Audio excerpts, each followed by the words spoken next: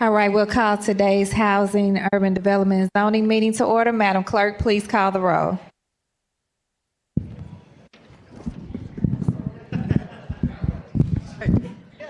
Alderman Cone. Everybody can hear me. We can hear you. Yes, we can hear you. Alderwoman Schweitzer, we can hear you. It looks like some here needs to be unmuted.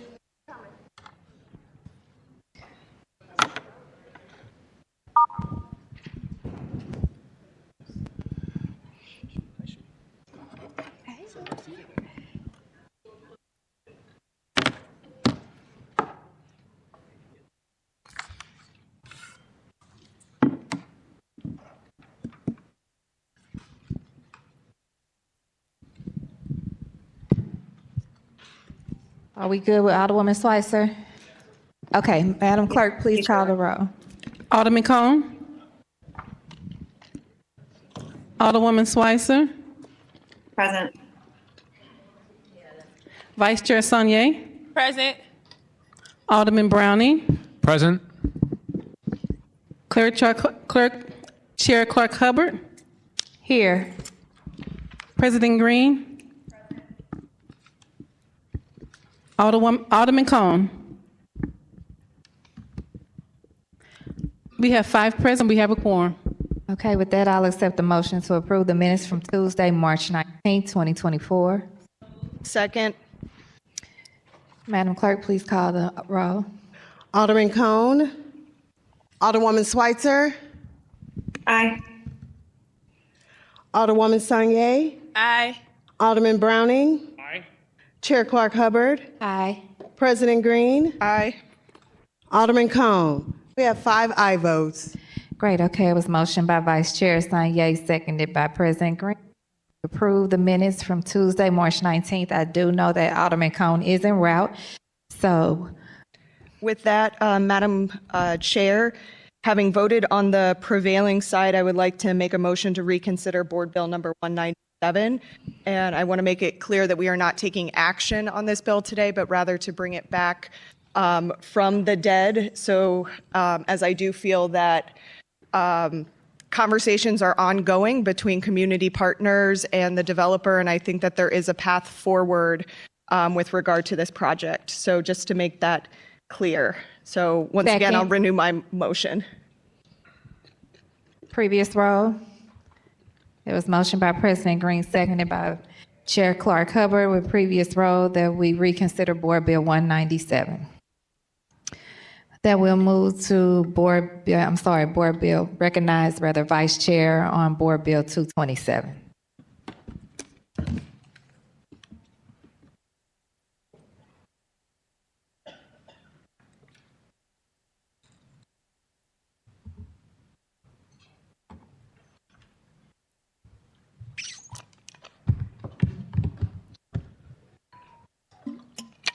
Okay. Good afternoon, Madam Chair, members of the committee, members of the community. I do have a really brief presentation for us today, just to go through some of the big committee substitutes, but I did send out an email to every committee member that went in detail of all of the 22 committee substitutes, but in respect to our limited time and community members present, the presentation just summarizes the big ones.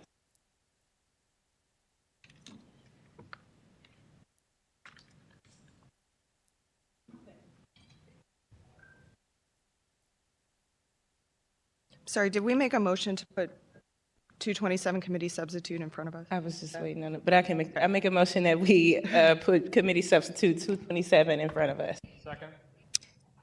Madam Clerk, please call the roll. Or previous role? Previous roll. Seeing no objections, all right, we have Board Bill 227 committee sub before us. In the interest of time, I'll just start while they figure out how to get pulled up on the screen. So one of the first big committees, one of the big changes to the committee substitute is that we've added the definition of neighborhood organization. That can be found on page 37 on lines 11. We took that definition from state statute, tried to make sure it was fairly clear so that we knew that it was. And then later on in the bill, the reason we added that definition is because we added to the public notification section that in addition to sending out a postcard to everyone in vicinity, that the provider also goes in front of the neighborhood organization, if there is one, to present and let them know what their plans are. Because again, the goal is not to sneak these things into community. In order for these things to be, successful and thrive in communities, they have to be built with communities and not against them. The second big change that was made to the committee substitute that could be found on page 40, line 15, is we have amended the signature threshold. The original file bill of 227 was 25%. This committee substitute amends that to 33%, just after conversations with colleagues, again, trying to find a number that is a middle ground that works for folks, but is also attainable and obviously going to lift up us as candidates when we knock doors, thinking about the percentage of folks who come and making sure that we have a process that is navigatable and that is possible, and we're not just closing doors before they even get a chance to speak to community. The third change that was made in the committee substitute is we're clarifying that a public hearing cannot be set without the community at least getting 30 days of notice before that takes place. We just want to make sure, again, that communities have enough time to plan, to coordinate, to show up to those communities and to speak of whether or not they're in support or against. And again, the goal is not to sneak these things into communities, but to do it with them. And then the fourth big change that really, I think, strengthened this bill quite a bit is we've added a requirement for the Department of Human Services to issue either a letter of ratification or a letter of rejection or request for additional information. This is multifaceted. It presents and it gives the opportunity for assurances to be given to community that this, someone with experience at looking at these facilities has looked at the operational plan and has, said that, hey, it looks like the minimum standards are demonstrated here. And then also to present an opportunity to providers, because we know when they open up their doors, as soon as they get into the public, if something is missing and they get a bad reputation, that sticks with them. So this gives them the opportunity to identify any early red or green flags and put that in community. Okay, and then on the next slide, the next big change is we amended the time period for the temporary license from 4 months to 6 months. A lot of what happened as I was going around to many neighborhood meetings, different things happening in community, is that timeline came up and communities wanted to make sure that they had enough time to establish a pattern of behavior and to show a trend. And that was something that a lot of the providers lifted up as well, 6 months being enough time for them to stabilize their operation, to get a handle on issues, stabilize staff and things of that matter. And then the last big change that I would highlight is, what was added is we added language that makes sure that the building official or whoever makes this decision, that they're able to start the 6-month period once operation starts. We know that just as soon as it's granted doesn't mean they're operating the same day. And so this is so that the time period the clock starts when the services and the operation starts. And then on the next slide, I know like this plat and petition process can be a little complicated. So we just made a fun visual flow chart to kind of show the steps. I'm not going to go into depth. Like I mentioned, we did send it out. I'm happy to take any questions. But this first slide is the process as it currently exists. And would just note that with this process, zoning is manually calling each person, that there's no temporary license with this part. And there's also not half as much engagement with the community outlined in this process.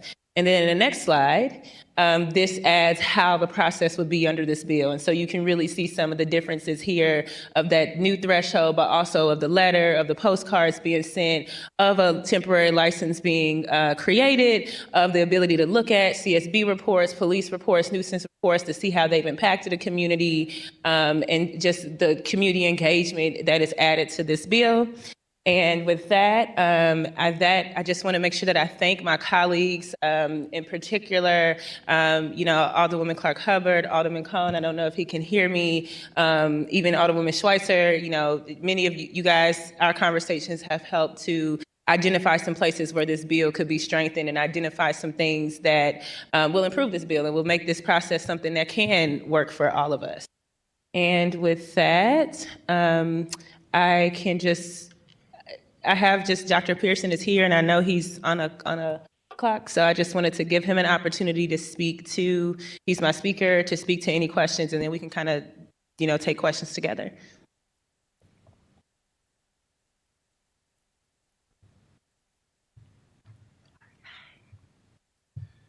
Good afternoon. Hello. Do I have to swear in or anything? Absolutely not. Could you give your name, please? Sure. Adam Pearson. Thank you.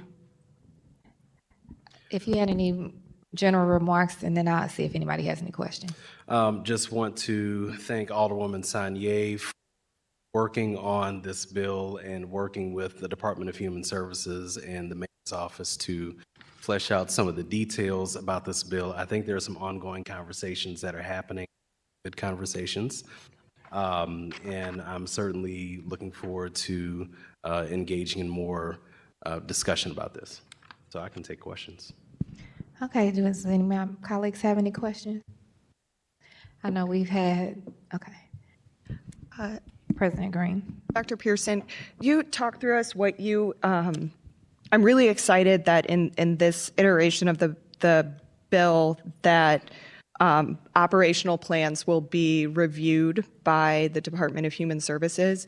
And can you kind of talk me through how you envision that working and I guess the technical assistance or support that you would hope to be able to lend prospective shelters? Sure. So as the bill is written currently, there would be an operations plan submitted to DHS for providers that wanted to seek the variance. As I mentioned at the outset of the meeting, I think there is some more discussion about what DHS looks like. But as far as the iteration right now, providers do not currently have to submit any operations plan to DHS if they want to operate a shelter. If they receive funding from DHS, then they do have to submit a number of documents and documentation attesting to what the program services look like, what the budgets look like, staffing ratios, and all of that. I think that what the thought was in some of the early conversations that Alderwoman Sonnier and I have had was that there could be some minimum guidelines that are looked at from shelter providers just to give some assurances that they met some basic criteria about how a shelter program is sort of constructed. Also want to note that not all shelters are designed to do the same thing. Some shelters may offer a number of different services: social work, occupational therapy, nursing, substance use counseling, etc.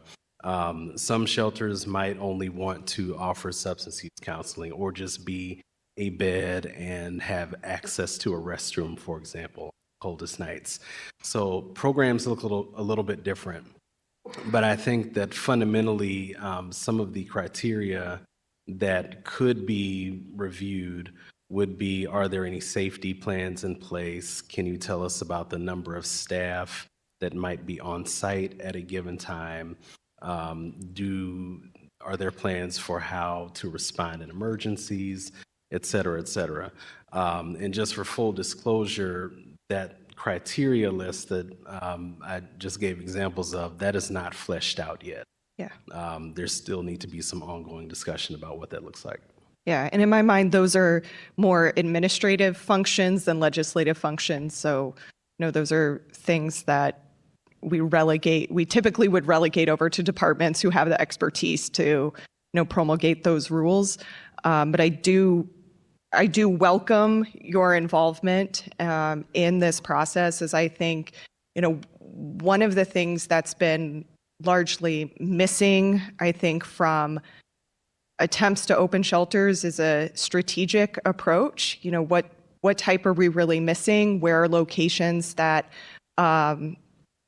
places are needed to go because it's proximity to, unhoused youth or, folks who are fleeing domestic violence or, whatever it is. And I think having the involvement of DHS in this process early on before you even get to that conditional hearing and actually having that conditional use hearing contingent upon letter of ratification or denial or whatever, I think provides a level of expertise to this process that we have not had previously. So I'm really happy to see that as part of this bill, and really excited for kind of this role that should this pass, you have the ability to take on and I think really be that kind of convener and also that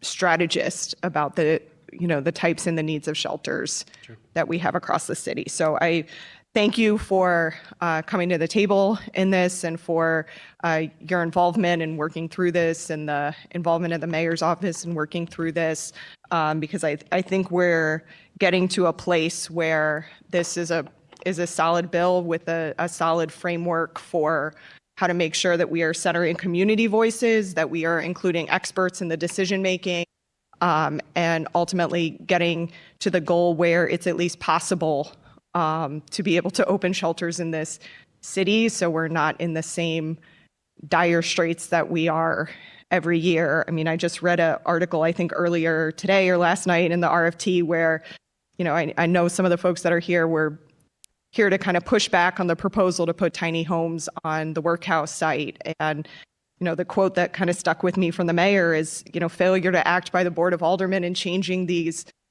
laws is putting us in a place where that is one of the few only options we have.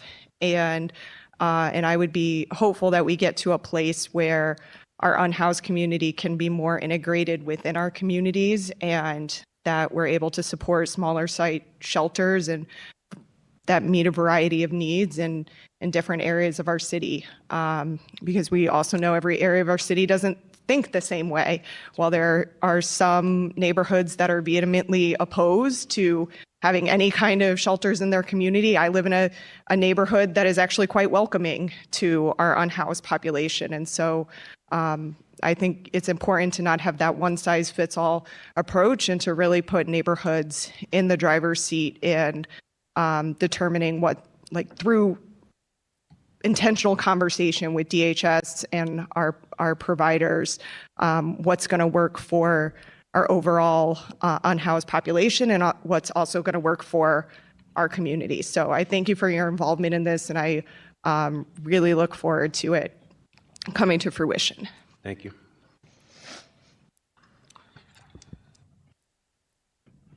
Alderman Brownie. Thank you, Director Pearson. I'm glad you could be here today. And I just appreciate all the work you do for our city and for the people in our city. I'm wondering if you could walk us through the different types of housing that exist within the continuum of care. Yeah, excellent question. So just by way of context, for those who are not familiar, the continuum of care, otherwise abbreviated as a COC, is a consortium of homeless services agencies in St. Louis City. Every city has a COC. These agencies come together to offer services, advocacy, support for the unhoused population. Different members of the COC are comprised of operators of emergency shelters, transitional housing, rapid rehousing programs, diversion programs, outreach. There are a number of members of the COC that don't offer exclusively services to the unhoused. Some might be hospitals, churches, other organizations that may be tangentially related to the unhoused population can be members of the COC. The general public can be members of the COC. Thank you. And do the members of the COC, do you think those exist more or less throughout the city? I'm sorry, could you restate that question? The different organizations that are part of the COC, are those kind of distributed throughout the city? Yes, that's correct. Members of the COC come from north, south, east, west. There are some members of the COC that are located in St. Louis County. They're encouraged to hop in conversation and discussion as well. And I think there's a wide acknowledgement that it takes too long to get people into permanent housing and to permanent stable housing. Do you see that delay happening because of a lack of a particular type of housing? Yeah, so that question, so I'll try to be brief. Right now, the city, from my understanding, has over 800 emergency shelter beds. The vast number of beds and housing units that the city has to offer comes from permanent supportive housing, rapid rehousing beds, emergency shelter, but emergency shelter beds make up a large point of our housing stock for the city. A lot of conversation about building and expanding emergency shelter happens most in the wintertime when it's really cold. And what it does is it creates if we have more emergency shelter, it creates a larger access point to enter into the homeless services system. This works really well when it is 0 degrees outside and people are at risk of developing frostbite or hypothermia, for example. Having more shelter beds is a good thing. However, the way our system is designed is we have more emergency shelter beds than we do individuals who are transitioning out of housing and shelter into their own housing in the community. So it essentially is a funnel. We have a wide open top of the funnel, but a very narrow bottom of the funnel. And so I think solutions that are needed are myriad, right? I think that on some of the coldest nights, emergency shelter and expanding emergency shelter is absolutely necessary. I think on any given day of the year, we need to focus both on emergency shelter, but also on expanding affordable housing stock in the city of St. Louis on the back end so that it doesn't create this bottleneck. Thank you. I think bottleneck is an excellent term for that. So we need to relieve the bottleneck in order to get people from that emergency type shelter, which is often like kind of a congregate shelter or something where you've got just cots in a big open space, into more of a transitional or permanent state is what I think I heard you say. Yeah, that's correct. And an emergency shelter can take a couple of different shapes and sizes, but I think the largest shelters tend to be the congregate spaces. And to your knowledge, you kind of spoke of extreme weather and being able to expand shelter capacity. To your knowledge, did we lose anyone this winter due to hypothermia? I haven't gotten any confirmation from the medical examiner's office that somebody died of hypothermia. I know individuals did die outside, at least one from drug overdose, one from a gunshot wound. Those were on the coldest nights of the year, but I have not personally gotten any confirmation from the. So I appreciate that. I think there's been some information going around, and I want to be clear about how we've really worked in St. Louis to make progress. It's not to make light of any situation, but to really acknowledge the work that's been done by you and your predecessors to expand that need when we have it. Can you speak a little to the measures that are taken when temperatures drop to a dangerous level? Do those types of shelters require plat and petition to open? So prior to the winter, DHS works collaboratively with the COC and other organizations that are not necessarily active members of the COC but do outreach. And we try to create a semblance of a plan going into the winter. And what that looks like is a few different things. But on DHS's end, we try to identify potential shelter partners who could open up their doors when the temperature drops at 25 degrees or 20 degrees.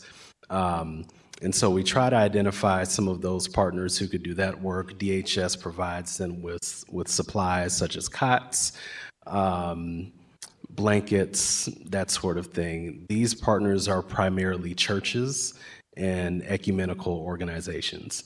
Those organizations, because they are operating on a very short-term basis, very traditionally in cold weather, don't require any plat and petition from my understanding.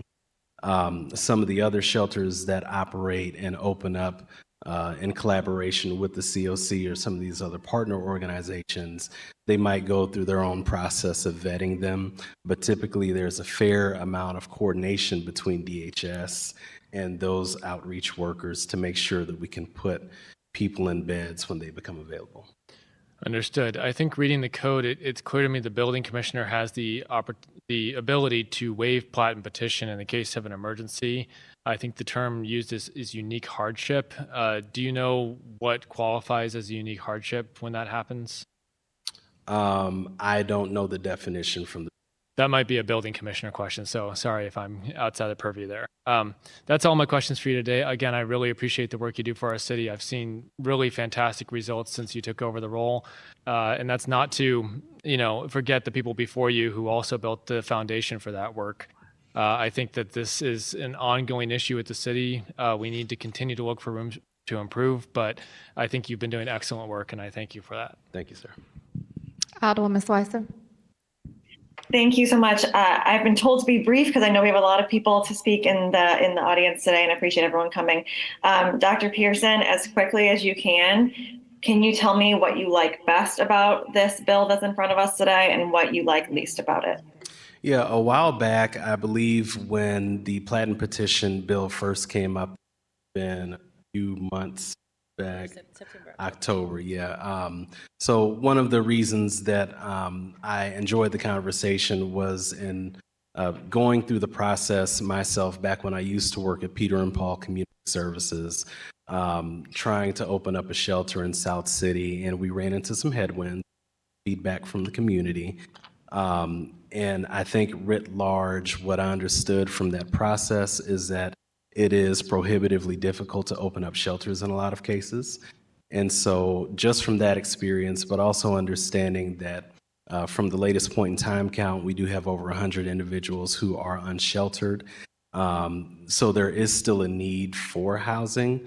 Like I said earlier, I think we can have some good discussion about whether or not significantly more emergency shelter or significantly more permanent supportive housing, for example, could be a combination of both. We just have to figure out what the formula is.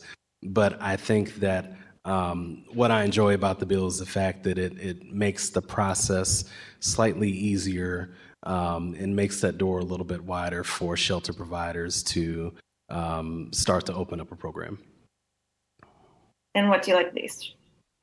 Well, I wouldn't say it's a like lease, but as I indicated before, I think there's still some discussion about what DHS's role should be and the scope and scale of DHS's impact and guidance provided in the process. There are some best practices that the Department of Housing and Urban Development has for running shelters. And I think that, whatever feedback DHS may or may not end up giving will be closely aligned with some of those recommendations. And so I think there's just some ongoing discussion about, what that looks like from the feedback process.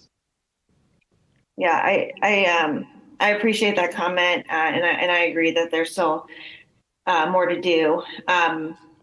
So one of the things that came up both when you were speaking and when President Green was speaking was about the smaller size shelters, the fact that shelters meet a variety of needs, the fact that there are so many different things that you'd be considering, whether it's a 100-bed shelter that that you all had been wanting to open in my ward, or an 8-bed shelter, and this sets the process up to be the same for all of them, even though we kind of discussed the clear difference. Can you speak to that piece?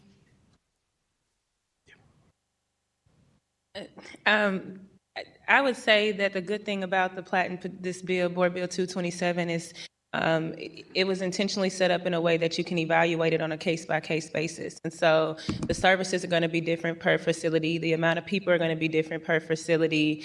The staffing will be different per facility, and even the types of facility that will be open. And that's why that operational plan is so important, is so that the Department of Human Services and anyone else who's reviewing the information can get a chance to take it on a case-by-case basis and evaluate what is being proposed, how does that fit with the location, and how does the community feel about that. So even though, again, it's not a one-size-fits-all, so the bill has to be in a way that you can kind of evaluate each situation on a case-by-case basis, and I think that's what it does. Well, I think if that's not in the bill, there's problems there, because then you have a bill that could possibly not be legally defensible. If you're saying this shelter, for some reason that we haven't laid out any specifics on, has the ability to be denied, and it doesn't have to meet any kind of plat and petition level that is an assumed majority of the area supports it, and knowing that there would need to be a zoning change for each and every instance. So I have some concerns there.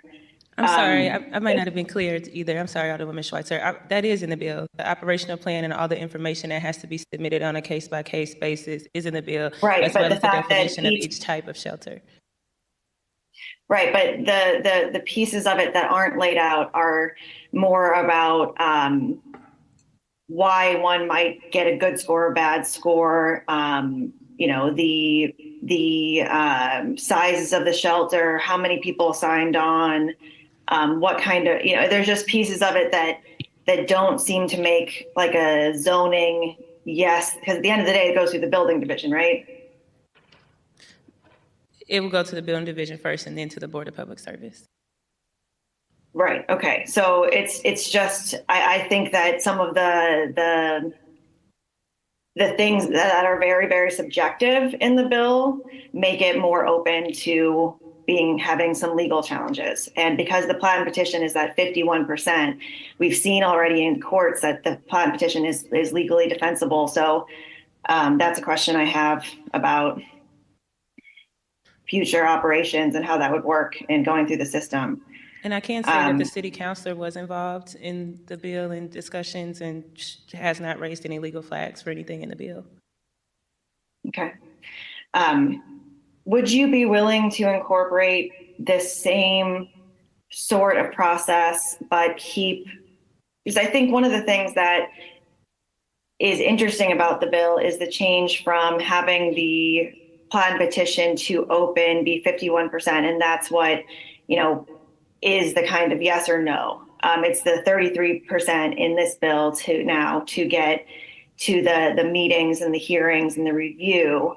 To me, I like a lot about this process, but I would like it to come before someone is asked yes or no in the community in a lot of ways, because, one of the things that happened when Peter and Paul were working to put in a shelter in the first ward, and I think it's a great provider. I really like the work they do. And, had the neighborhood and had they been able to get the 51%, it would have been very, very easy to support that in the area that they were trying to go in. But, of course they were not.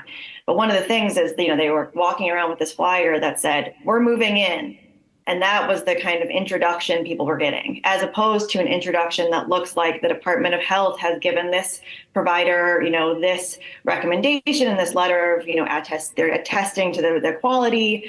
Here's where the neighborhood meeting is, here's what the process is, and then asking for a yes, no, and that yes, no being 51%. And I do like the Board of Elections change as an overview. I think that's a procedural change that makes it a better process. But there's still some things, as you know, about the bill that I'm not there with yet. And I do appreciate you being here and talking with me all the times you have, and excited to hear the rest of the questions from my colleagues and of course from the public.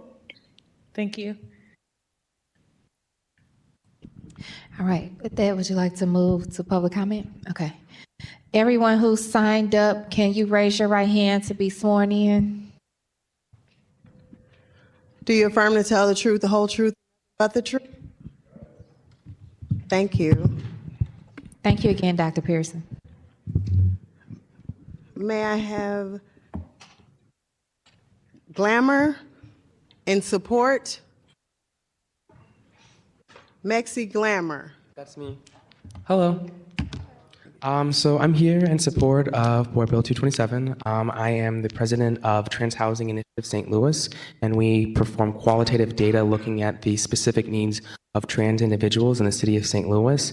And when we're looking at that, trans people within the city of St. Louis have an exponentially higher rate of being unhoused due to homophobia, transphobia. And when we're looking at national statistics, people who are gender nonconforming and who are trans, they are actually at a rise of being unhoused and having instability. As a person myself who has lived in my car, who has had to sleep at people's houses after parties because I didn't have anywhere to go, I really am in support of this bill.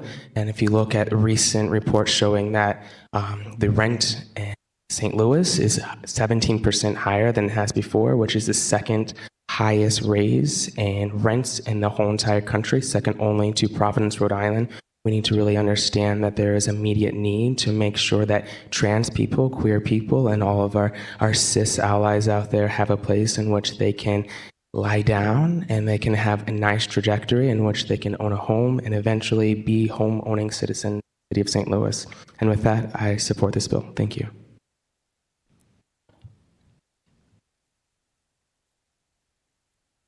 Less Sturman. In opposition?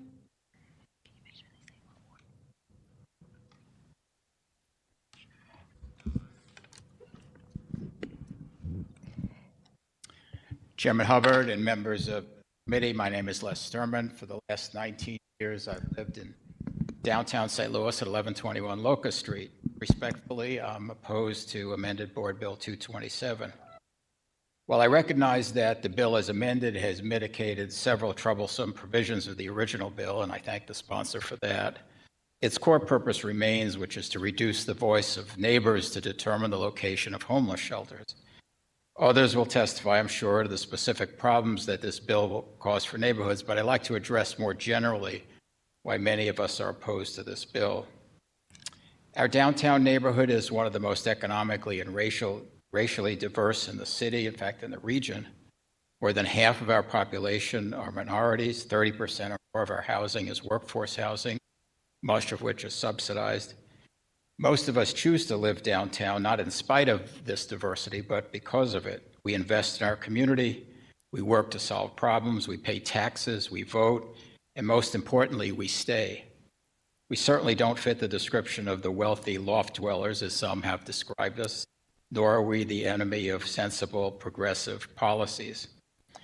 Like many neighborhoods in St. Louis, we are fragile and stressed by security problems, declining property values. Downtown is the de facto center of the region's unhoused population. We attract unhoused people not only from around the region, but from many other states, generally because of the services provided by the city and the permissive attitude towards the unhoused. Given the city's very limited resources, we need to focus our services on city residents who become unhoused, not serve as a regional and national magnet for unhoused people. Board Bill 227 will contribute to destabilizing already fragile neighborhoods by encouraging shelters in the city, bringing with them a variety of ancillary problems that too often accompany gatherings of unhoused people: drug use, disruptive behavior, and violence. Diminishing the role of communities in making decisions concerning the character and composition of their neighborhoods is not the answer to moving our city forward, growing our population with new families, and making our neighborhoods attractive for healthy investment and growth. We need action to reduce our unhoused population rather than create conditions like we are in Board Bill 27 that will sadly just encourage even more of it. Respectfully, I urge you to oppose Board Bill 27. He didn't say ward, he just said downtown. Thank you. Abby Leonard, you have 3 minutes. And in your introduction, can you give the ward if you live in the city, if not just that you're out of the city? Thank you. Hello, my name is Abby Leonard. I'm a social worker at Legal Services of Eastern Missouri here in St. Louis and a resident of the 7th Ward. I work in legal services, housing, and consumer law units, where we assist and represent low-income families and individuals facing housing instability, eviction, loss of housing assistance, poor living conditions, discrimination, and other crises. Our work demonstrates an overwhelming lack of shelter options for our unhoused and housing unstable families and clients, and a clear and urgent need for safe and affordable housing in St. Louis. In accordance with the National Low-Income Housing Coalition and the National Alliance to End Homelessness, Legal Services utilizes the Housing First philosophy, a proven model for addressing homelessness that prioritizes access to permanent, stable housing linked with voluntary services as needed. Housing First recognizes that stable housing is the primary prerequisite for support services, and that individuals facing homelessness or housing instability can thrive when they have stable housing first and foremost. In doing this work, the glaring lack of shelter options and affordable, safe housing in the city is impossible to ignore. In just the past year, I've witnessed over 30 clients struggle to access shelter beds, receive misinformation regarding openings, get turned away from shelters, so their only option is to sleep in their cars, stay with a friend or family, or on the street. I have seen firsthand with families with no other options move into unsafe homes riddled with toxic mold, water and flood damage, caved-in roofs, non-functional heater air conditioning, pests, and other dangerous conditions issues, or even condemnation. Amending the plat and petition process, as well as special residential use designation established by Board Bill 227 quite literally provides housing opportunities to individuals and families that are not adequately served already. These changes will better allow for the creation of shelters in the city and leave families less likely to have to turn to substandard housing. Based on our experience at Legal Services, as well as my personal experience as a social worker, St. Louis families struggle to access both temporary shelter and permanent housing options. This bill, if enacted, would keep families housed and out of substandard conditions. The passage of Board Bill 227 would allow for safer homes in neighborhoods of the city so its residents can thrive. I urge the Board of Aldermen to pass Bill 227 in the city of St. Louis. Thank you. David Rodriguez, undecided.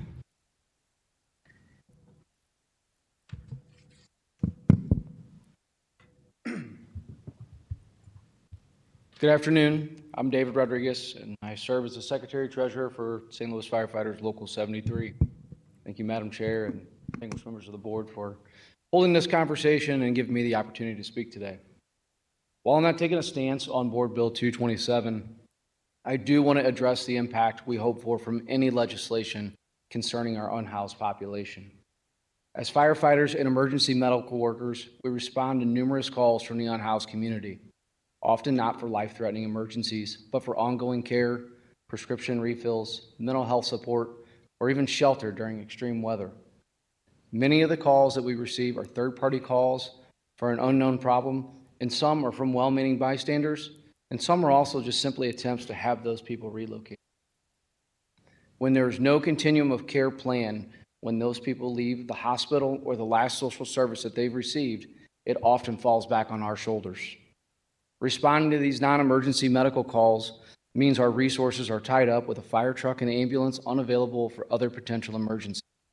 This can lead to concerns about our ability to respond effectively to critical situations and can contribute to burnout and fatigue among our first responders.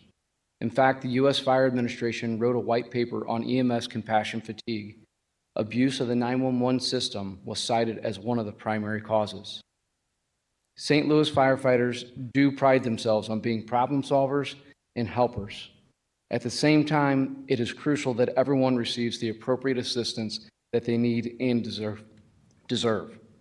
We hope that any legislation enacted will bring us closer to providing a comprehensive approach and responding to the diverse needs of the unhoused in the city of St. Louis. Thank you.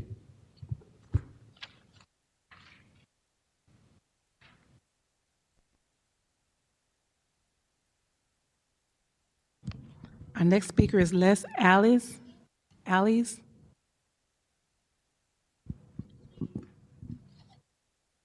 Oh, Lee, I'm sorry.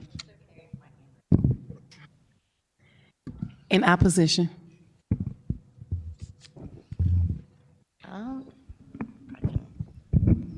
Sorry, short. I'm going to have to adjust this a little bit. Oh, okay. I'm Lee Alice. I live in the First Ward. I live over in the Patch neighborhood.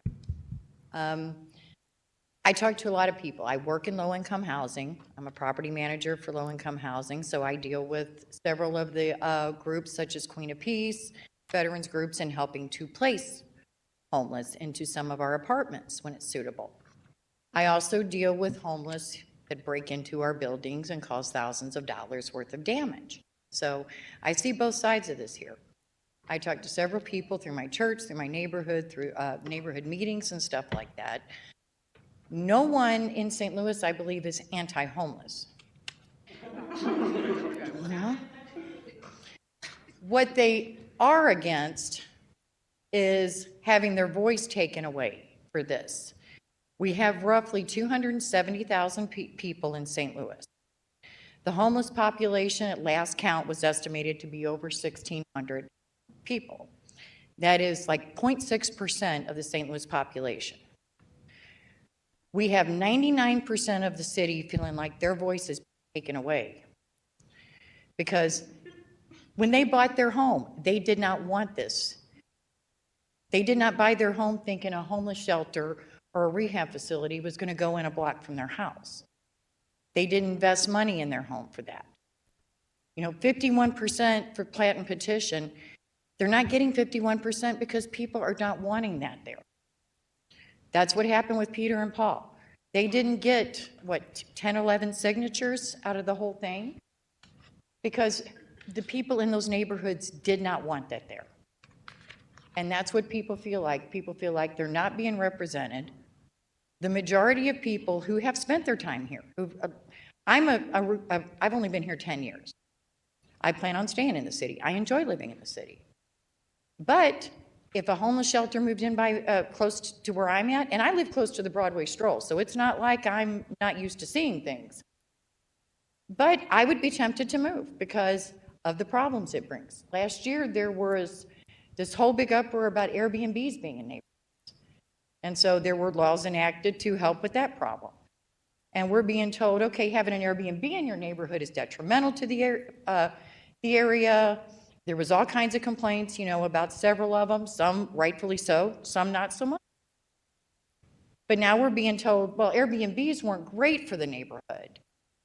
But homeless shelters, rehab facilities, things like that are going to improve it. So that's kind of, a bit of hypocrisy going on there.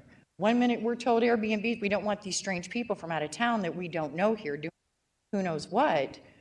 But we want to put some place in here where we know people with mental health issues, alcohol and drug abuse issues are going to be coming in and out. And most people that I have talked to... Ms. Lee, that's your time. Okay, thank you.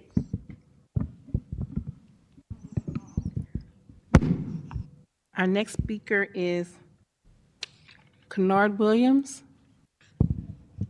You have 3 minutes. Good evening, committee members. I am Kennard Williams. I'm the organizing manager at Action St. Louis. I am here to give our support for this board bill.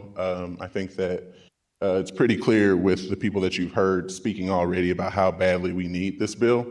As many of you already know, we have a lot of problems that happen with the house, particularly in the winter when people don't have a place to go. I'm actually happy that the last person spoke to feeling like they're not represented, because I don't feel like I'm represented being a Ninth Ward resident. Often I see unhoused people in our ward, Alderman Browning, and they don't have a place to go. On my street, there are a couple group homes. Those people don't bother anybody. They carry on with their lives. They just want to live in community like everybody else, as they have a right to, being citizens in the city of St. Louis. And we should be trying to make sure they have that chance to do that. But when I see so much opposition to proposals like this and get told that it's in my name that residents don't want it, I feel the need to come here and say something to that. Because every winter, we end up here in this position of wondering, how did it get cold again? What do we do with these people that have nowhere to go? And then when we continually kick the can down the road for policies like this, I have to come in here again, as I was an hour before, to try to argue and say that these people don't deserve to get put in the middle of a lot at the workhouse to be exposed to toxic chemicals. We have to do better, and we have to pass this. We need this. Our people in our communities need this. Thank you.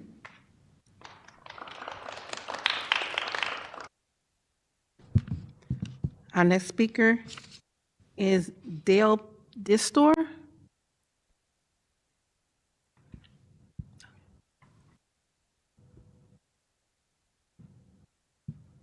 In opposition, you have 3 minutes. I'm sorry.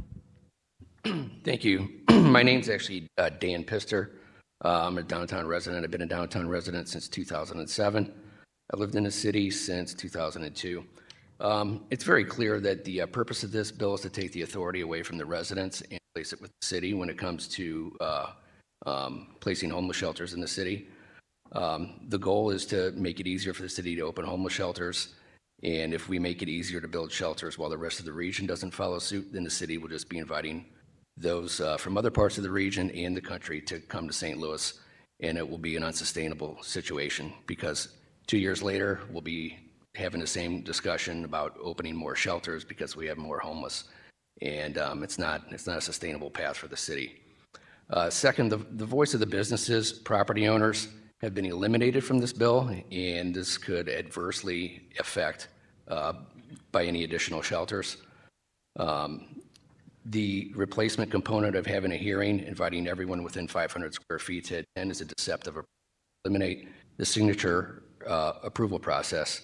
Everyone knows that shelters will be rubber stamped by the city without actually taking the voice of the residents seriously.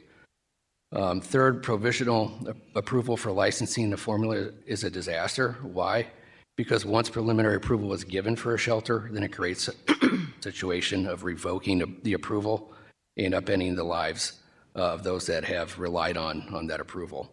Further, it's human nature that once preliminary approval is given, it will be extremely difficult to revoke that license. Fourth, the city already disproportionately provides services in comparison to other counties. They were happy to make this our problem because they don't want to deal with it themselves.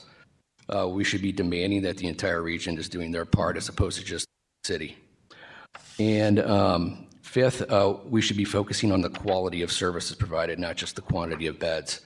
We need to make sure that all types of different homeless situations are met, and we should also ensure nonprofits are using national best practices. I encourage you to vote no for this. Thank you.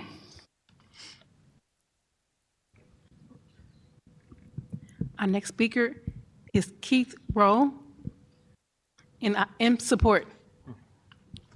Hi, I'm Keith Rose. I live in the 6th. I wish Alderman Browning were still here because I had some individual information to give him. But I want to speak a little bit to my time for the last few years. I was the LGBTQ director for the Equal Housing and Opportunity Council in St. Louis, and we were funded by HUD to enforce the Fair Housing Act.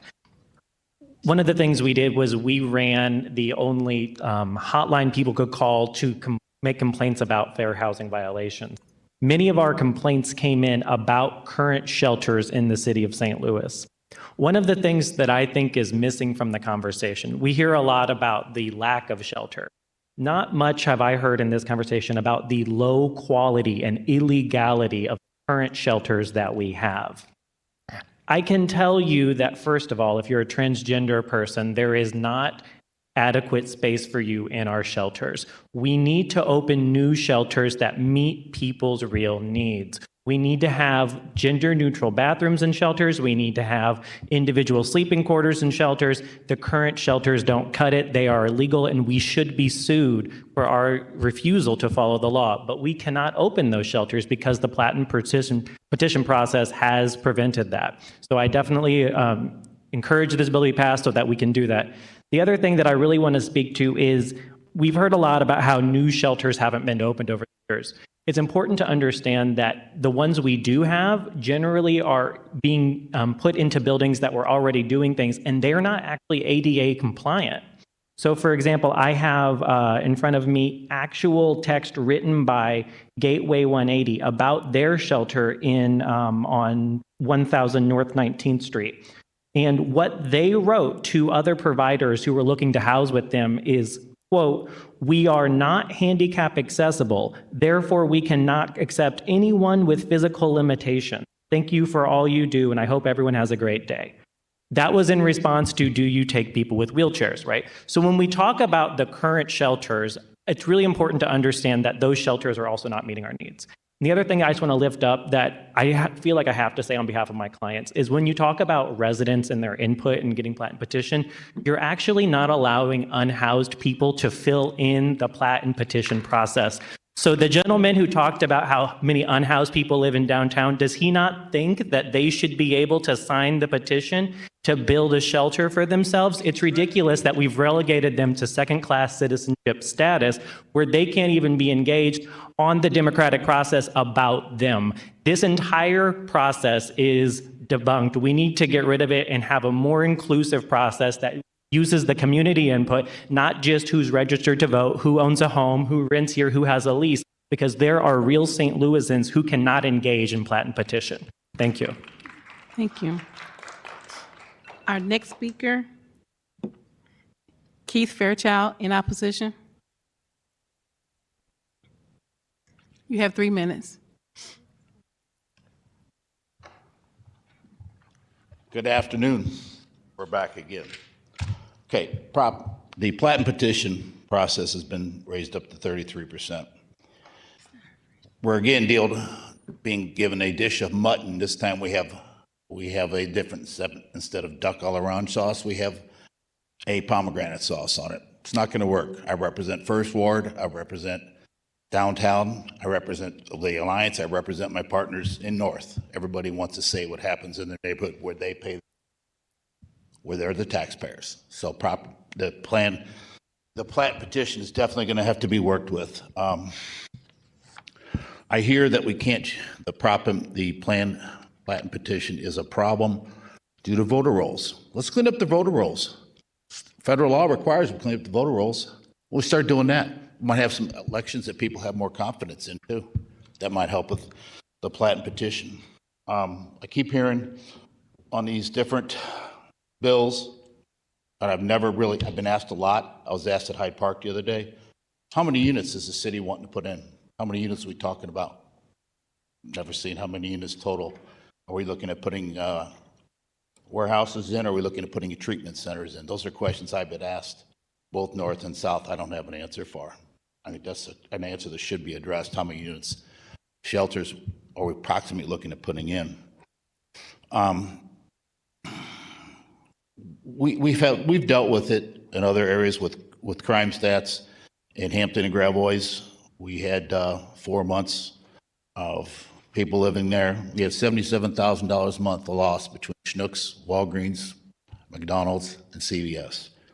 1,476 calls of service. Once that was taken care of, working with the PD and the local security service, those were lowered down to 225 calls of service with under 10,000 combined theft. So it does have an issue there. It does have a crime stat, and no one has been removed other than for criminal activity. What the Alliance would prefer is to work with the Board of Aldermen at the onset of these bills. Give us a seat at the table. We won't be here every time complaining.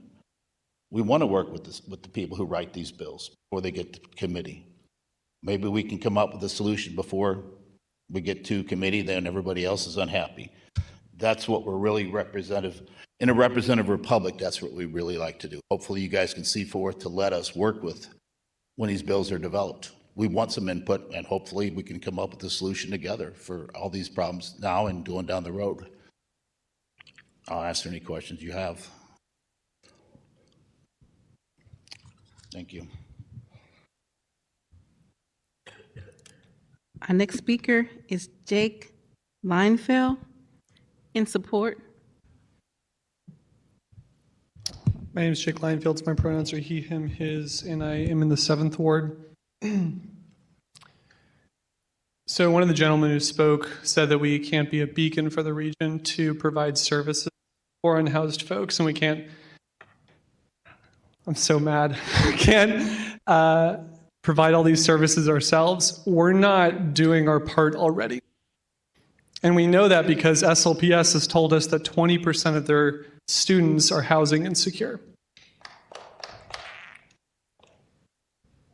20%. Additionally, I can hear the comments about, it's like every time we're at one of these hearings, folks will stand up and it's like the first thing they'll say is, I'm not opposed to the unhoused, but. And you always know that those are the people who are speaking in opposition to legislation to improve our process. And I can, I guess generally speaking, forgive it, but what I can't forgive it from is people who are in leadership positions. I'm talking to you, Michael Browning. You've had months, you've had this entire session actually to propose a bill to improve the current system. So just for anyone watching, anyone listening to a recording later, Michael has introduced 0 bills. Okay, I understand. Thank you, Chairwoman. I would love it if anyone opposed to this bill on the Board of Aldermen would introduce their own legislation to improve the process. I would love it if anyone on the HUD's committee who's opposed to 227 and thinks it can be improved from an amendment, I would love for them to introduce an amendment. One of my friends told me, who's your constituent, told me yesterday that you said in a reply email to them that you've offered town halls on this issue. Well, you could have been hosting town halls on this issue for months, for years even. You have shown, a lot of people have shown no leadership on this issue, and it's really frustrating to see them vote against it when they've not lifted a finger to improve the process. That's all I have to say.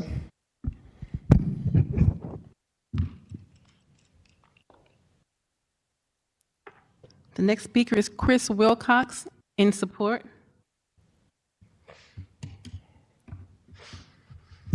Good afternoon. My name is Chris Wilcox. I live in the 14th Ward. I also live downtown. And I wanted to call for the passage of Board Bill 227. We're done with stalling and with games. The status quo is that we do not have anything close to adequate shelter in this city. It is a life or death issue every single year. Since the last time this issue came in front of this committee, the city has not stopped its aggression against unhoused neighbors, criminalizing their attempts at survival and routinely destroying and throwing their belongings in the garbage. Since we didn't get a chance to respond to the city's shameful proposal 14. for the former workhouse site, it's an important example of why we need to pass Board Bill 227. Since this bill was first sent to legislative purgatory over the last few months, the city's best offer is to erect sheds in a toxic industrial site. This shows that this is a deeply unserious proposal, because no one would want this sort of condition for someone they care about. And as for alders that continue to hold this up, they need to understand that they're not that clever and we're not that stupid. We need to make it possible to do what the city has not done for our unhoused neighbors. There's been every opportunity to propose amendments and alternatives. You're not going to be able to obstruct it without appearing to say no. We know what's going on. And for anyone who says that they want to keep increasing the rents, they want their property values to keep going up, they don't want to open any shelters, be honest about what you want them to do. Have at least the courage to say what you want to happen to them. Because I have an idea, and you at least have some courage about it. Thank you. Thank you. This breaks my heart to do this. Everybody knows how much value I put in hearing from the public during public comment and committee hearings, because that's what they are designed for. But we are dealing with a time constraint that is out of our control. So we're checking to see and just verify if everyone that is still here and everyone that is online to speak shows, we see that as everyone is in favor. Is that true? So far, everyone else here who's listed to speak is in support. I've just asked those online if they were in support or opposition. Okay, because we do want to continue in this good faith effort and be able to take a vote today. And I do want my colleagues to be able to speak prior to their vote. So as long as everyone online is in favor, then I'm asking, humbly, hesitantly asking if you all will understand that we move forward with this part so that we can make sure we get the vote in before our hard 5 stop. Okay. And I really appreciate you all for that understanding. Did we get a response online? I yet? do. I have one. I have 5 in opposition. Okay. I don't want. There's support, it looks like, too. There's support and opposition in the chat that I'm seeing. Okay. Can we, it's hard. Can we ask if they can email us their testimony, or if they have anything that they would really like to put in that chat? We will, all of us have devices up here. We can go through that as well. But again, this is just out of our control. So I'm going to move forward here with our colleagues. And if we recognize, also in the chat, if you put your ward as well, as the same as we do here, if we as alders recognize something that we need to address in publicly and then share also for the record of the meeting, we will. I promise we will. So, did you have any comments you wanted to make, or you want to go ahead and open it up? It's up to you. Oh, that's what yeah. But I didn't know if you had any comments. Okay. Alderman Cone.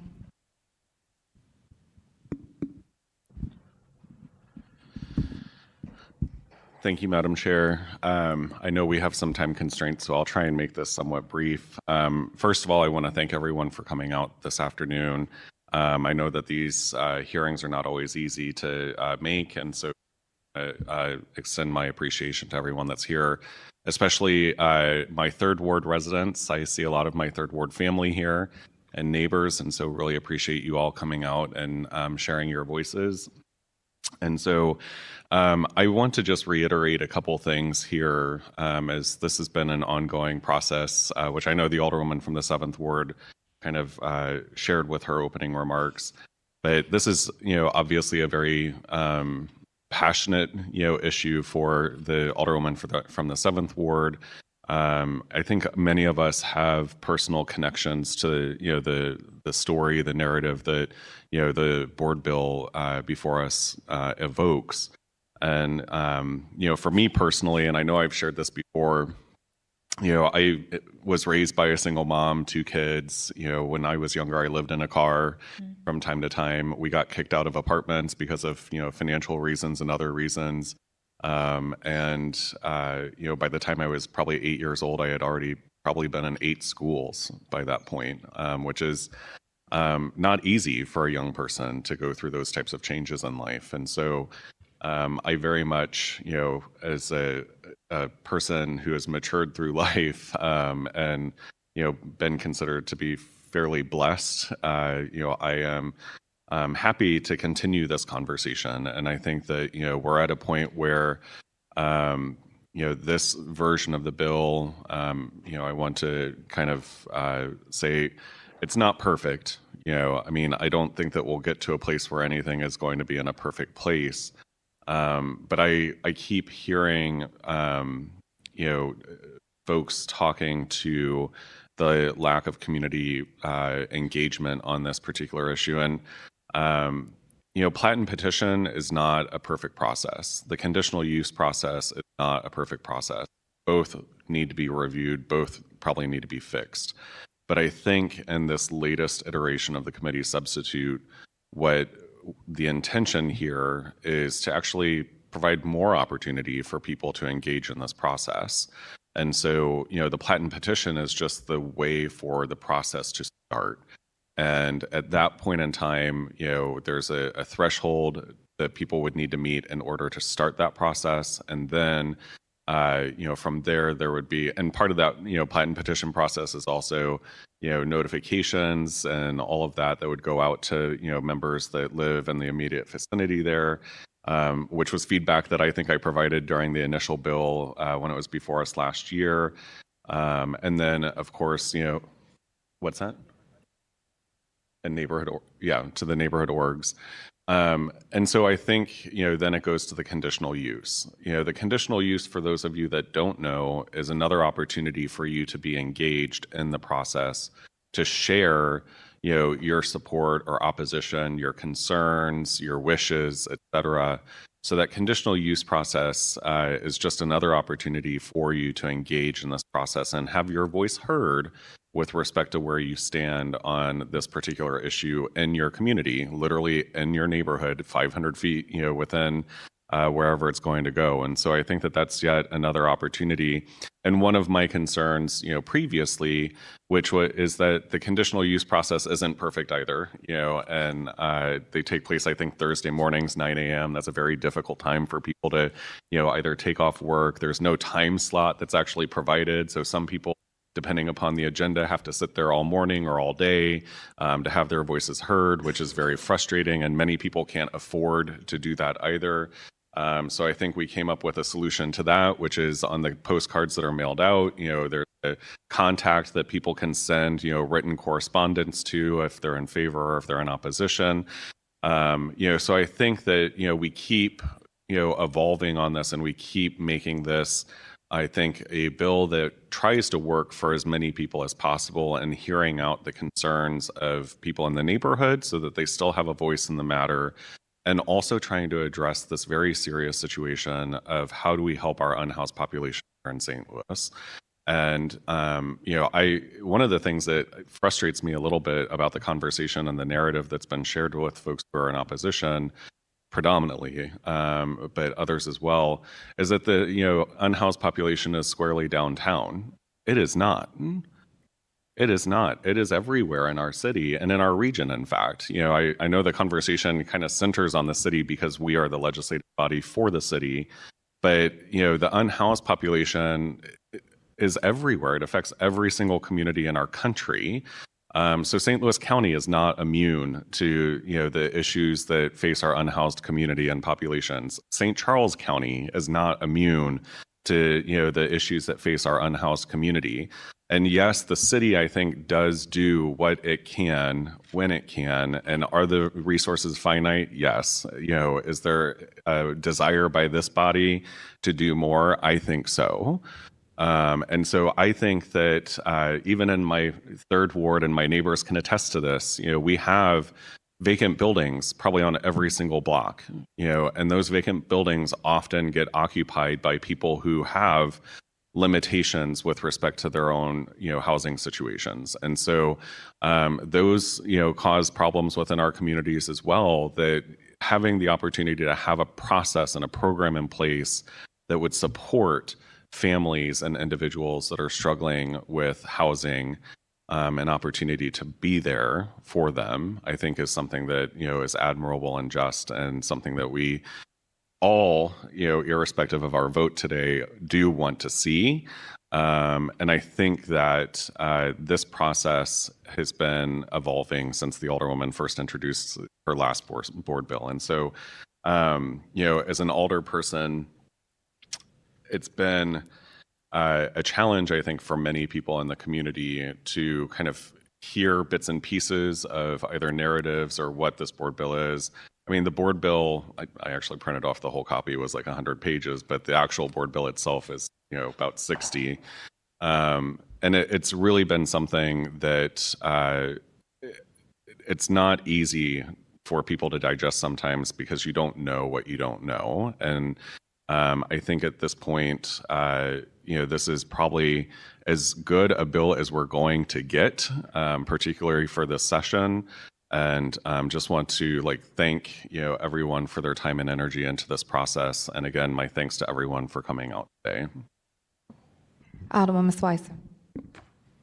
Thank you. Thank you, Chairwoman. I think, I've said pretty much everything I need to say, and I've asked the sponsor a lot of questions. And, I respectfully, I do disagree that we have no more time for public comment. I know today on this particular hearing at 5 p.m., we have no more time for public comment, but the deadline of getting this bill passed by the end of session is an artificial one. Multiple people, even Alderman Cohn, who just spoke before me, this is the best bill we're going to get this session. Sometimes that's not good enough, and this is a really important topic. And while I really respect the effort that has been put into this, and I've tried to give feedback where I can, I do think we are in a situation where we could take more time, and I think we should. And I appreciate it, and I thank everyone for being here today. Alderman Browning. Thank you. I just want to echo my colleagues' comments that I'm really frustrated that we're cutting public comment short, and also that we're really pushing this to be something that has to happen today. I've been frustrated with the process, and that this is really an important topic. This is something where we need to be extremely intentional in how we address this. So I'm going to try to be really quick. I have a lot of questions, but I'm going to try to just pick out some of them. So this is a continuation of the discussion we started this last fall with 127 and 128, correct? Correct. I thought those bills had a good start, and I would have liked to continue to look into that start. The idea in those bills was to treat different types of shelters differently, understanding that they have different impacts on their communities. Why aren't we taking that approach here? Thank you for that question, Alderman Browning. I think we are taking that approach here. I think if you read through the bill, again, this bill is outlining a process. It's a very different scenario, but I think about the wide range of, obviously there's a wide range of housing facilities and unsheltered options. This is the process that all of them have to go, but they will each be reviewed on a case-by-case basis. They will each have an operational plan that is associated with them where they get a chance to, tell us what their specific operation is. They each will operate for a year temporarily if they get granted. They each have to give public notification. And so this bill is not taking it, we're not like just throwing them all together because we're not opening anything with the passage of the bill. What we're doing is we're making it possible, because I know the narrative sometimes is that we're making it easier, but to make something easier will have to be happening. So we're just creating a pathway where for these facilities it is possible. And I think your question might be kind of a matter of opinion, because I would say, in my opinion, I think that this bill proposes a place where we can look at each facility one by one on a case-by-case basis, and the community has a chance to weigh in. Yeah, I do like certain aspects of the process that are in this bill, but just to be clear, they all go through the same process in this bill. They all have to get 33% plat and petition. They all have to go through at least 2 hearings, well, 1 hearing for the temporary permit, and then another hearing for the extension of the temporary permit, and then another hearing for the full permit. That's correct? Again, they will each be reviewed on a case-by-case basis. They are all defined in legislation so that we can see the differences of how each one is categorized. But what is correct is that this is a process that was already in place for all of them. They all already had this process. And so we've, again, reformed a process that allows us to view each one on an individual case-by-case basis. Well, to be clear, this is adding plat and petition to things that may not have had plat and petition before, and it's also creating a system where you have to go through multiple hearings where you used to just have to get signatures and then you were good to go. Again, the intention with adding the multiple hearings is the concern for many communities is that, I feel as this opens, it's stuck and it's permanently operating. So adding in multiple hearings is intentional because we want to add in multiple points for communities to weigh in on how the facility has impacted them. So that's very intentional in the bill. And again, I wish I had more time, but I just want to point out a few things, like the definition of a neighborhood organization in the bill. It requires the neighborhood association to be a nonprofit. Not all neighborhood associations are nonprofit. The one for the neighborhood I live in isn't, for example. I think it should just be what is recognized by the city. I'm wondering how it's verified that the applicant attends the neighborhood association. I'm about neighborhood associations that only meet a few times a year, since it's now a requirement that you have to attend a meeting. Just things like that I think need a little more thought and a little more exploration. Going through, again, I just a lot to ask here, but there's one thing I do want to highlight since we're really pressed for time here. The controlling language for plat and petition regarding rooming and boarding houses and hotels, and this is the word, hotels detrimental to neighborhoods, is actually in Title 11 of the revised code of the City of St. Louis. That's the health and safety section. Chapter 11.72 states that this hearing happens at the Board of Public Service. This bill only addresses the building code, and hearings would happen at the Board of Adjustment, but Title 11.72 could conflict with any changes we make to the building code. Was that your intention? Did you look at Title 11? We looked at everything that was in place. We've talked about this, there's been several meetings with the building division, who's obviously over the building code. Some of the conversations even began when, Mr. Oswald was still there, who's been here for a long time. It's been vetted by several departments. Several folks have weighed in. It is a bill that is, again, none of our zoning areas allow for shelters, so it allows it to play out a bit different. But we were very intentional with the language and how we worded things and how they were connected and trying to make that work. So that's actually the health and safety, so it wouldn't be under the building division. And to change that would probably require a different bill given single subject rules. I think it's just, again, that when we take the time to look at this and intentionally design a process, we've got to really do a search to make sure we find everywhere the plat and petition is if we're trying to address that. I'm worried if if I had a chance to get through more of my questions, I worry that a lot of the contradictions, I think that a lot of the contradictions in the bill are going to make it actually more difficult to shelter the city of St. Louis through just the ambiguities in reading this bill. I would not agree that it's as best as it could be at this stage, and I think the timeline we're on is making this constricted. I've said it before and I'll say it again. If we voted based on ideas, I would be a yes on this. But my job, all of our jobs, is to link ideas to actual specific language in the bill. Our goal is to improve the process of opening shelters, and I don't want to vote for something that doesn't do that. I requested more time because I think we need to get this right. It's not just a check mark on a list of campaign promises for me. When we sacrifice intentionality for the sake of political expediency, it leaves us all worse off. We aren't alone in trying to figure this out. Every city in the country is trying to figure this out. Reading about the experiences in other cities, trying to group everything together through the same process ends up shutting everything down. That's why I'm supportive of a tiered approach. I'd like to see different types of housing get different processes because they have different impacts. People need to trust this process. Today's bill hasn't even been online for people to read. I had residents that reached out, that actually you reached out to, that asked you to send the bill to them and they did not receive the bill. I just think that the way we're doing this at the end of session is not the kind of intentionality this bill needs. St. Louis certainly has work to do and room to improve, but we have to get it right. And so my vote today would be reflective of that. If we get to a vote today, I'll be voting present to express those deep reservations. President Green. Thank you. I'll make this quick, and I want to make it clear that we're not trying to, silence public comment or anything just for the sake of doing that. We have wonderful, wonderful staff here at STL TV who run our meetings, and unfortunately, because this board has been so active and engaged over this last session, we are actually out of overtime pay for our workers. And so we want to make sure that we are not asking our workers to stay and work for free. And so we're going to be as respectful to them as possible. So I'll make my comments quick. I will say that I think that this bill really embodies the spirit of compromise.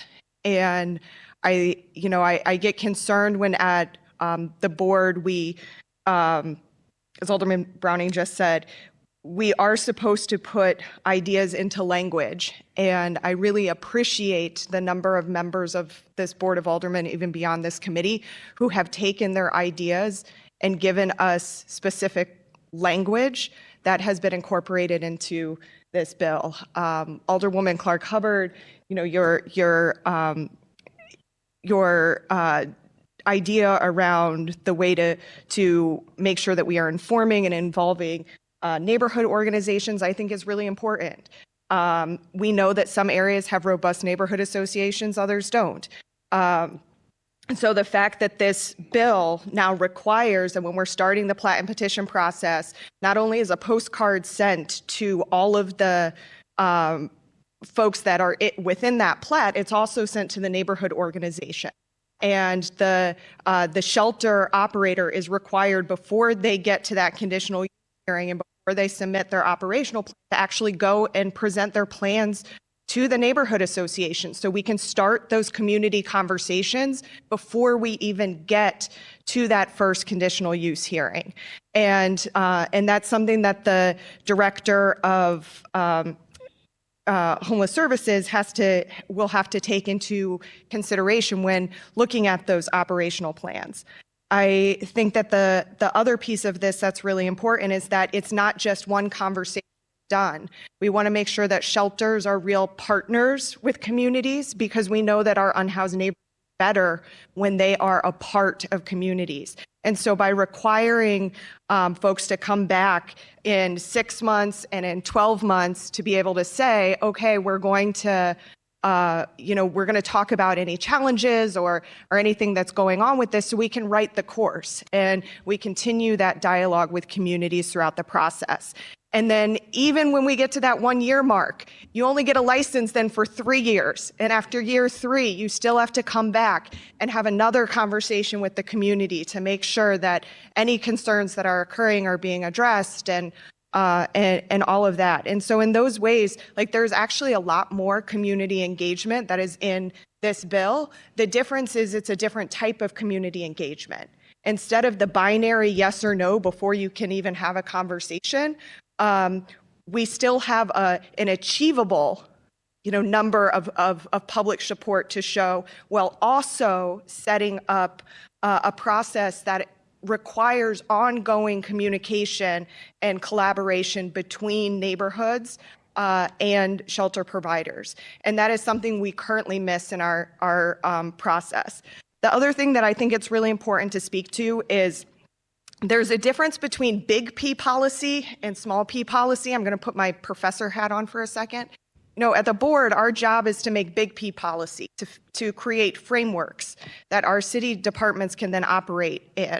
And so I think it's correct that we empower the Department of Human Services to be the one who is promulgating rules and rubrics to assess the operational plans, because we don't want to put that in legislation when the requirements for those operational plans could be very different based upon whether this is, a shelter for, chronically homeless, folks struggling with mental illness and drug addiction versus a shelter for families versus a shelter for those who are fleeing domestic violence. Like there's different operational considerations and different community concerns that will happen with each types of those shelters. And so we ought to be looking at them through those different lenses rather than creating one rigid framework that everyone must fit within, when we know that actually does not allow us to create the types of housing that we need. And so last, I will say that this is a starting point. It's not an ending point. We've been having this conversation at the Board of Aldermen for the last, I think, 9 months now. And prior to that, the work of Alderwoman Sonnier has built off years of other work. And so to say that this process is rushed, I would beg to differ, just as we have managed to finally get done the short-term rental regulation bill this year. Just like last year, we were finally able to get plumbing codes done after 5 years, just like we are about to get COPs done after 6 years. It's often years and years and years of work to get to the place that we are today. And it did not start with the introduction of the first rounds of bills last September, and it did not stop when those bills were pulled. It actually continued. And I'm very thankful for the folks that have come to the table with very tangible ways to improve this bill and improve this process. The way that we move forward as a board is not to simply just say a binary yes or no, but rather is to come to the table with actual solutions, to offer language, to sit down and redline a bill. And I'm so thankful for all of our colleagues who have been willing to take that time and energy to do that, and for Alderwoman Sonnier to take the time to do that and take the time to go to so many different neighborhood association meetings across this city. She doesn't have to do that. I think in some ways she has been asked to do things for this bill that other alder people have not been asked to do for other bills that are equally contentious, whether it's around excise or Airbnbs or a myriad of other issues. And so I would hope that going forward, the culture that I would like to see for this body is one of collaboration, and where when there are concerns brought forth, like there were back in September, that there's a willingness to sit down and be really intentional about doing the work and getting to a place where we can be tangible with our concerns and actually get them addressed. Because every time we've sat down with community organizations or community members or shelter providers or people at the Board of Aldermen, we've been able to get to a place of consensus and figuring out what has to happen to get to yes. So I'm excited about this bill because I do think it gives While I still think that plat and petition inherently is a flawed process because it leaves out people who are not registered voters and it leaves out a lot of folks, I think that there are further reforms on that end that we need to be looking for in the future. But I think that this is a solid compromise and moving us to a place where we can get the ball rolling on some conversations for creating new shelter space, hopefully before next winter, and before we get to a place where we are once again scrambling for spaces. So I want to thank the sponsor for the work that's been put into this, and thank you to all of the members of the Board of Aldermen who have been really gracious with their time in helping to find constructive paths forward. Thank you. So as chair, I have way too many questions and comments to make as well, but also in the essence of the good effort that we're working towards and the culture that we're working towards down here. I know that some people just might not understand how some of these things work, and that's not our place right now to help them understand. It's our place right now to legislate. And so understanding that this, if you have real concerns about this, you can reach out to your alder within the 2 weeks that we have for perfection. This is the legislative process. And this piece, if we would, everybody knows how much I love public comment and being a part of the committee process. But I also understand the balance in that. And I also understand that if we would have been able to hear from everybody else online and everybody else in the audience, it still wouldn't have produced any change to this right now today. And I'm also offering that it still would not have produced any change before Tuesday's HUD's meeting, and I promise to have Board Bill 227 committee sub as a discussion item on this HUD's committee coming up. So that means if you still want to show up and have your public comment not written and entered that way, please come on virtually again or come in here and speak with us. We will be ready, and we will definitely not be under the time constraints that we are under today, again, that are out of our control. That they're just out of our control. And so also in that process, in that 2 weeks before perfection, changes can be made in perfection. Changes can be made through amendments or full floor subs. So please don't think that your voice has not been heard and will continue to be heard in the process as we work, again, to respect everyone's position and everyone's position of advocacy more so than their position upon themselves here down at the Board of Aldermen on advocacy for their constituents. So with that, I'll accept the motion for Board Bill 227 committee sub. I make a motion that we adopt Board Bill 227 committee substitute. Second. Madam Clerk, please call the roll.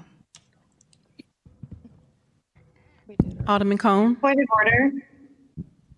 Are we adopting the committee substitute or are we passing it out of committee? Just adopting it? Sorry. I make a motion that we adopt committee Board Bill 227 committee substitute. We adopted earlier. We need to do the due pass recommendation. We just put it in front of us earlier.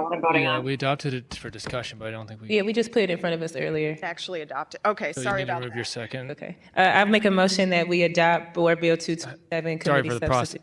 substitute. So the motion was correct. Okay. The motion was correct. Motion by Vice Chair Sonnier, seconded by President Green. Madam Clerk, please call the roll. Alderman Cone. Aye. Alderwoman Schweitzer. No.